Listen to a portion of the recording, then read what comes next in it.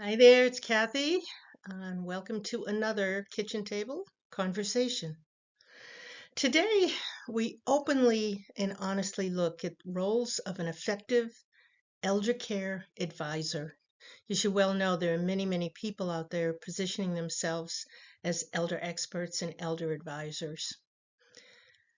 I've been doing this more than 50 years. I've been in the healthcare system, the aging services, and while I've stepped away from helping people buy services, I've moved towards something I believe is far more important, and that is helping you and your family see clearly in how to make important decisions. These conversations I'm having aren't about selling you solutions, promoting programs, or steering you into any path at all. It's about helping you better understand the system, and the system is shifting and changing. It won't be the same in 5 years. But I want to talk to you about today how to recognize pressures and incentives that shape so many of the decisions, how to evaluate trade offs and protect your financial future, how to preserve your own independence and make choices that reflect your values and your priorities. My experience over those 50 years was as a nurse, a healthcare executive, educator, author, family caregiver, and most recently, retreat facilitator. I run retreats for family caregivers, and next year we'll start for professional caregivers. We're all equally as burnt out. I share what I learned from both sides of the table, the professional side and the deeply personal side. So as we move through these videos and you explore my channel, we'll look at the realities of aging, caregiving, healthcare, finances, housing, and the whole uncertain world you find yourself navigating today. So pull up a chair and stay a while as we look at selecting an elder care advisor. Are you getting advice or a sales pitch?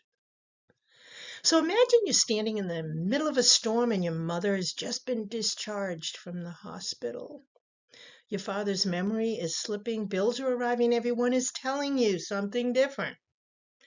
The discharge planner, remember, all people are well-meaning, but the discharge planner recommends one option, a senior living consultant recommends another, a home care agency promises they can help, an insurance representative says something else entirely.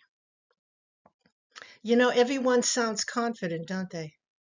Everyone sounds like an expert, and that's exactly what makes this time so dangerous. When you or your loved one enters this world of aging and elder care, maybe you think your biggest challenge is finding the right service or the right services. But the truth is far more complicated. The real challenge is knowing who to trust. Today, the elder care industry is filled with consultants and experts and advisors and navigators and advocates and placement specialists, care managers. It is endless. Some of them are quite knowledgeable, ethical, and deeply committed to helping you and your loved ones. Others are operating inside specific business models that reward certain outcomes. Whether these outcomes are right for you or your loved one or not. Many people never see this difference or make this distinction until after making a costly mistake, a mistake that may not show up until thousands and thousands of dollars are spent. So what is this problem that nobody seems to talk about? Well, here it is. When you're frightened, exhausted, overwhelmed, facing a crisis, everyone sounds credible. You're vulnerable here. You look at the polished presentations and the reassuring voices and the impressive credentials, and you don't know if they're bogus or not, right? The promises that you hear are, we'll take care of everything. But here's the question few people think to ask, and you absolutely have to. And here it is. Who exactly is being taken care of?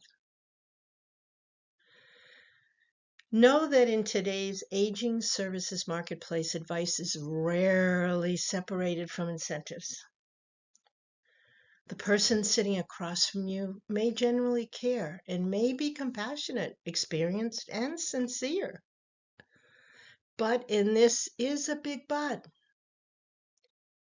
if their income depends on a particular decision that you make, a recommendation, a placement, or a service, you need to know and deserve to know and to understand that piece of information before placing your trust in their advice.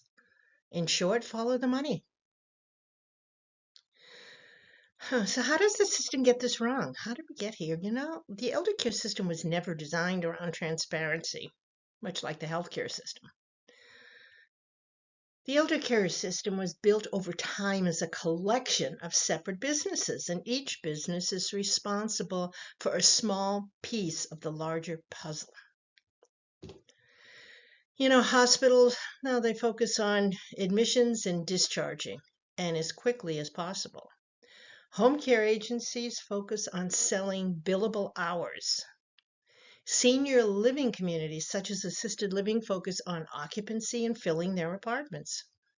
Insurance companies focus on managing costs, not care, costs, and making money for themselves. Physicians focus on diagnosis and treating medical problems. Adult day health programs focus on respite care and providing supervision. So you can see each provider operates within its own lane. The problem is you or your loved one doesn't live inside one lane. You live inside all of them simultaneously. And yet no one is responsible for helping you understand how all these pieces fit together. As a result, you and your family may assume someone is managing this entire picture, where in reality, it ain't happening. This is critical to understand. No one is responsible for the bigger picture except you. You, the elder, you, the loved one, you, the family member. But there is a different way to look at the situation. After more than 50 years inside healthcare and aging services, I believe the most valuable advisors are not the ones who tell you what to do, where to go, what to buy, but the ones who help you see clearly enough to make decisions for yourself. An effective advisor does not sell certainty. He explains trade-offs. He does not pressure you toward a solution. He helps you understand options. She does not hide limitations. She openly discusses what the risk, costs, and consequences are, and most importantly, alternatives to recommendations. So you need to be aware, right? Be aware that every meaningful recommendation exists inside a larger context that includes health, finances, family capacity, housing, future decline, and most importantly, personal values. Good advisors, when you're looking to select one, know the landscape well enough to pull it all together.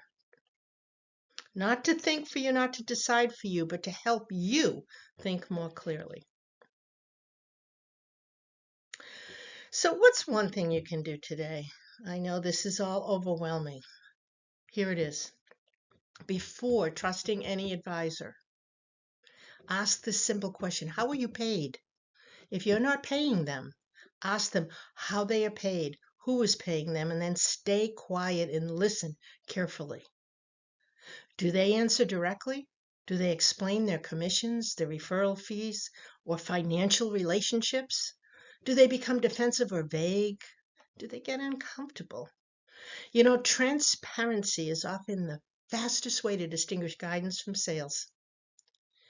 And once you understand how someone is compensated, you'll better gain insight behind their recommendations.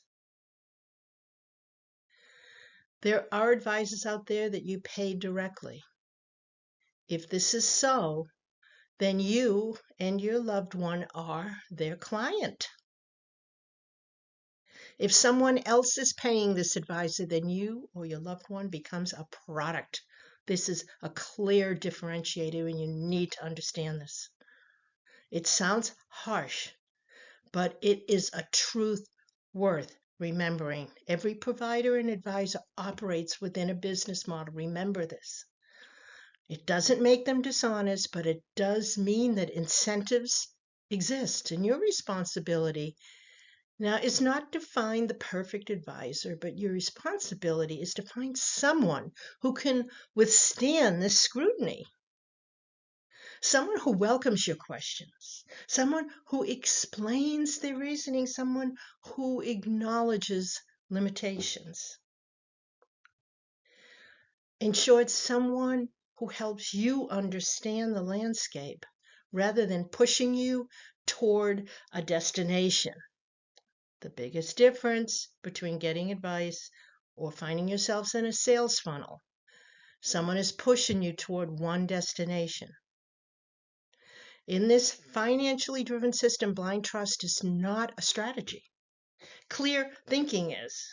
And trust is never earned because someone appears to be an expert. Trust is earned because they prove that they are one.